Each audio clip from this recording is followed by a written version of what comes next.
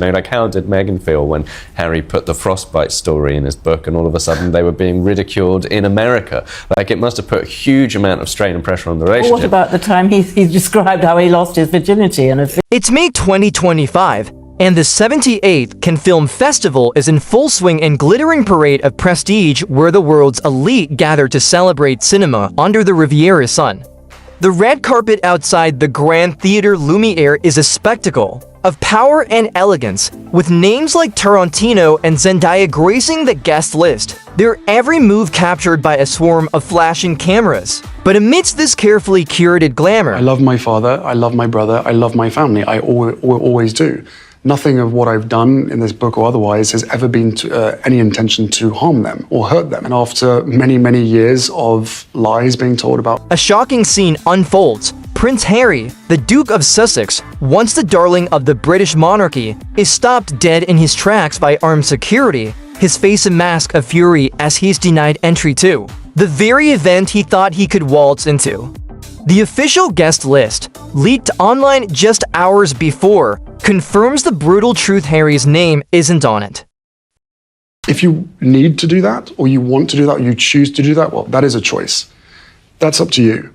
But the moment that rehabilitation comes at the detriment of others, me, other members of my family, then that's where I draw the line. He was never invited. This isn't some scripted Hollywood drama or a satirical sketch mocking the royals. It's a cold, hard reality that plays out in front of the global press. A moment so humiliating it's almost painful to watch. Festival security, clad in black and armed with earpieces, form an unyielding wall as Harry approaches the velvet ropes.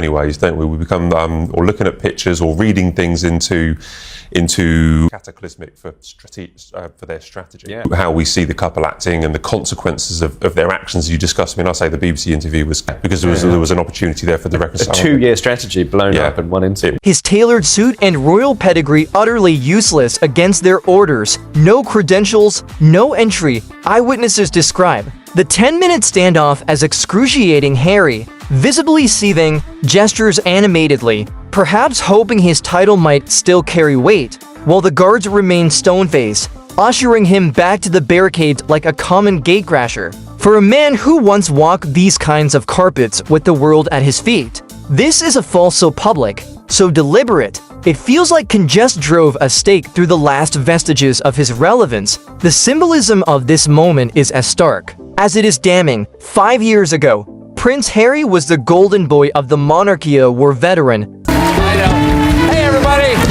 right there, we have the author of the new bestseller, Spare. I'm here with Prince Harry. Prince Harry. Harry. I believe you said I could call you Harry. I actually said you can call me whatever you want. Okay, well obviously because we're such dear friends. Now that I have read your book, I feel... A humanitarian, the founder of the Invictus Games, a prince who could do no wrong in the public eye. Now, in 2025, he's an outsider in every sense of the word, rejected not just by the royal family he publicly criticized, but by the global stage he so desperately craves. The Kane snub isn't just a logistical hiccup, it's a calculated message from an institution known for its exclusivity. We don't bend for anyone, not even a self-exiled prince. As Hollywood elite glide past him, Harry stands awkwardly by the sidelines, a man out of place, out of favor, and out of options. His fall from grace laid bare for the world to see. The festival's opening ceremony, broadcast live on France 2, and streamed internationally via Brut, had already set the tone for an evening of high stakes and higher glamour. Thousands tuned in, some even watching in cinemas across France thanks to partnerships with France Televisions and the Fédération Nationale des Cinémas Français. But the real drama wasn't on the screen, it was on the red carpet, where Harry's rejection became the story of the night. British tabloids, ever eager to pounce on a royal misstep, wasted no time.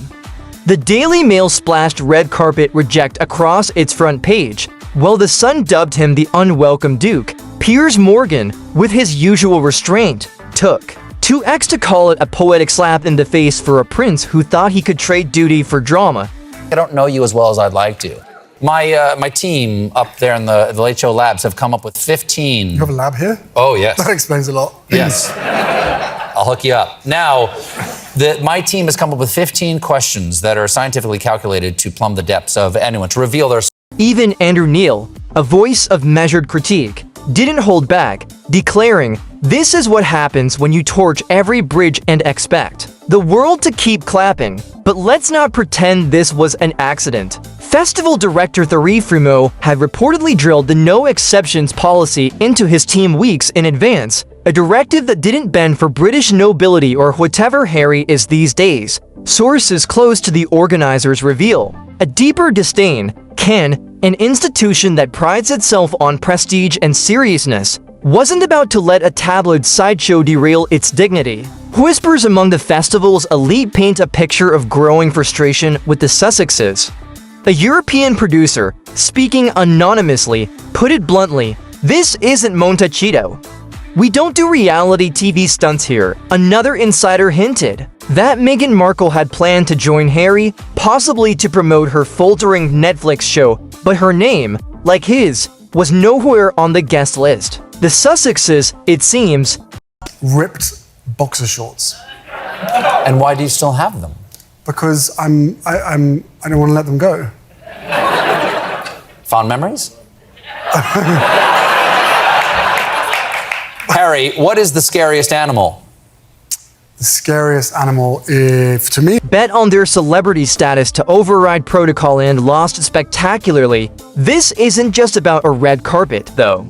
The Kin rejection is a microcosm of Harry's broader unraveling, a slow-motion disaster that's been years in the making. Since stepping back as a senior royal in 2020, Harry and Meghan have built a brand on their narrative of victimhood. Think Netflix docuseries, Oprah interviews, and Harry's memoir Spare, where he famously shared everything, from frostbite woes to losing his virginity behind a pub. He's insisted, time and again, that he never meant to hurt his family, saying in Spare, "I love my father.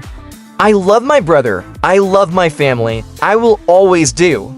Nothing of what I've done has ever been with any intention to harm them." But those words ring hollow when you've spent years airing the monarchy's dirty laundry for profit. From the BBC interview that derailed any hope of reconciliation to the constant lawsuits demanding privacy while filming your every move, the world is tired of the contradiction and can just become the stage for that exhaustion to play out. The tension only mounts when you consider the ripple effects of Harry's actions.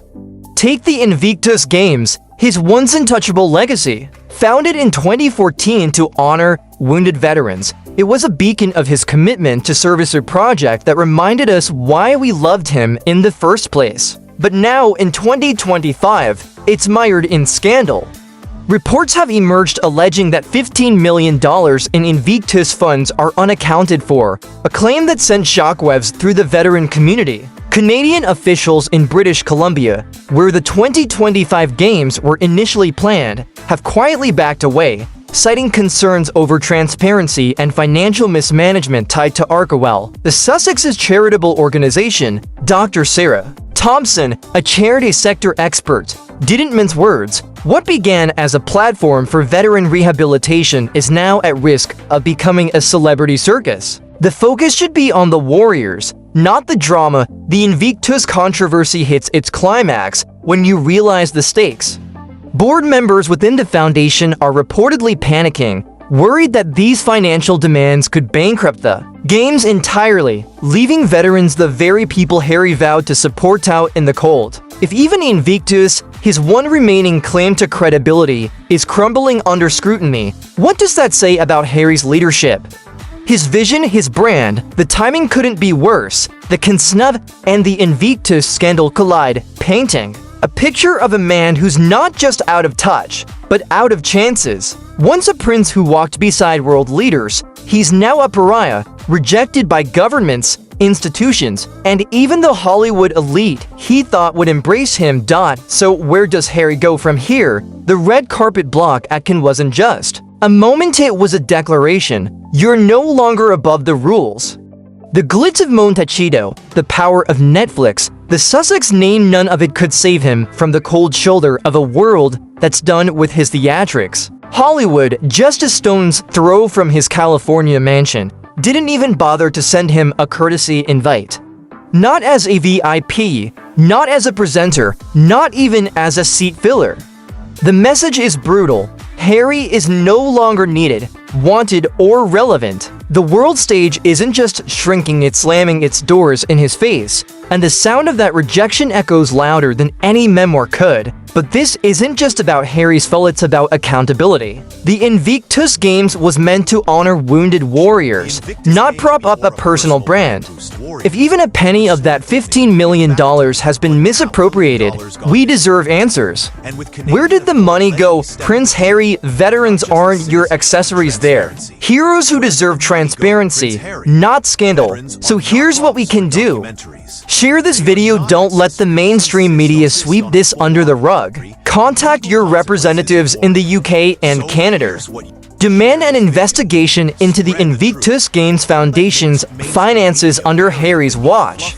Support veterans charities that prioritize service over celebrity, and let me know in the comments. Should Harry face legal consequences for this alleged scandal? Should donors demand their money back? Your voice matters. Let's make sure justice serves those who served us. Don't stay silent, demand the truth.